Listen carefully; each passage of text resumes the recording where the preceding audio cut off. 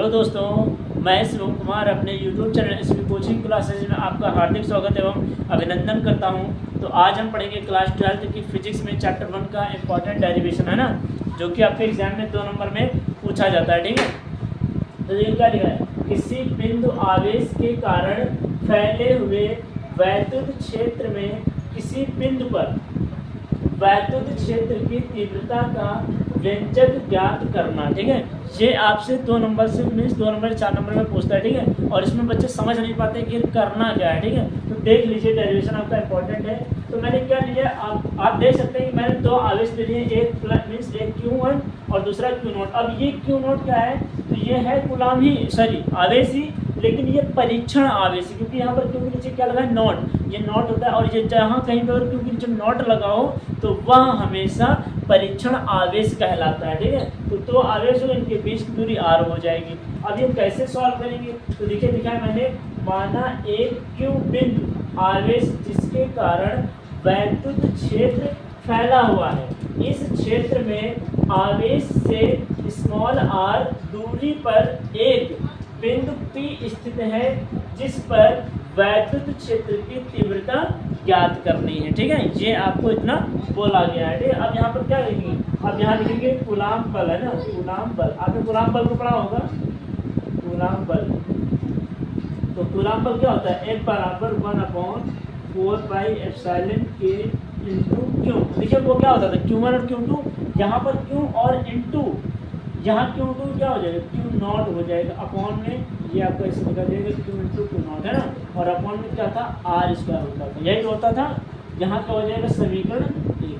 वहाँ Q1 Q2 upon R² मिल जाएगा, लेकिन यहाँ Q इंटू Q0 है, समीकरण 1 हो गया। ठीक है, अब आपने वैद्युत क्षेत्र की तीव्रता का ट्रिक्स पढ़ी होगी, तो उसका फॉर्मूला क्या होता है, E बराबर F अपॉन Q0। इसको मान लीजिए समीकरण 2 है ना, ये आपने डिफिनेशन पढ़ रखी होगी, E बराबर F अपॉन Q0 होता है समीकरण 2। क्या करेंगे, समीकरण 2 में समीकरण 1 का मान रख दीजिए, यहाँ लिखेंगे समीकरण 2 में समीकरण 1 का मान रखने पर, 1 का मान रखने पर है ना, तो 1 का मान रखिए। यहाँ पर देखिए, यहाँ पर लिख रहे हैं, तो क्या हो जाएगा, E बराबर इस F की जगह ये पूरा मान रखा जाएगा, तो हम रख रहे हैं 1/4πε के। ठीक है, और कितना हो जाएगा, इंटू Q0 अपॉन में R²। ठीक है, और अपॉन में क्या है, Q0, तो ये हो जाएगा Q0 से Q0 कैंसिल हो जाएगा, तो बचेगा क्या, E बराबर 1/4πε के इंटू क्या हो जाएगा, Q अपॉन में R²।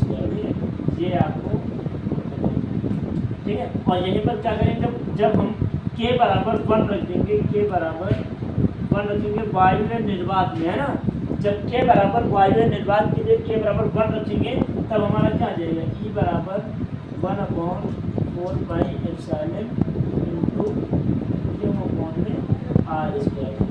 ये आपका और क्या होगा, मतलब न्यूटन बोला। ठीक है, ये आपका हो गया डेरिवेशन। बस इतना ही करना था, और ये बता रहे हैं 2 नंबर में आता है, और बच्चे इसमें समझ नहीं पाते हैं आखिर करना क्या होता है। ठीक है, तो इसलिए मैंने आपको ये डेरिवेशन बताया, जो कि आपके एग्जाम के लिए इंपॉर्टेंट है। इसको अच्छे से देखिएगा, और अगर आपको इस डेरिवेशन में कोई भी प्रॉब्लम होती है तो आप मुझे कमेंट बॉक्स में ज़रूर कमेंट करिएगा, मैं इसको आपको दोबारा समझाने का प्रयास करूँगा। ठीक है, उम्मीद करते हैं कि ये डेरिवेशन आपको समझ में आया होगा, और अगर आपको यह डेरिवेशन समझ में आया है तो आप हमारे इस वीडियो को और इस चैनल को ज़्यादा से ज़्यादा लोगों तक लाइक करें, शेयर करें और सब्सक्राइब करें। तो चलिए मिलते हैं नेक्स्ट वीडियो में। उम्मीद करते हैं कि आप अच्छे से पढ़ रहे होंगे। ठीक है, ताकि आप आने वाले बोर्ड 2026 में अच्छे नंबर प्राप्त कर सकें। ठीक है, और अगर आपको कोई डाउट होता है किसी भी सब्जेक्ट में, तो आप हमें कमेंट बॉक्स में ज़रूर कमेंट करें। तो चलिए मिलते हैं नेक्स्ट वीडियो में। Thanks for watching this video.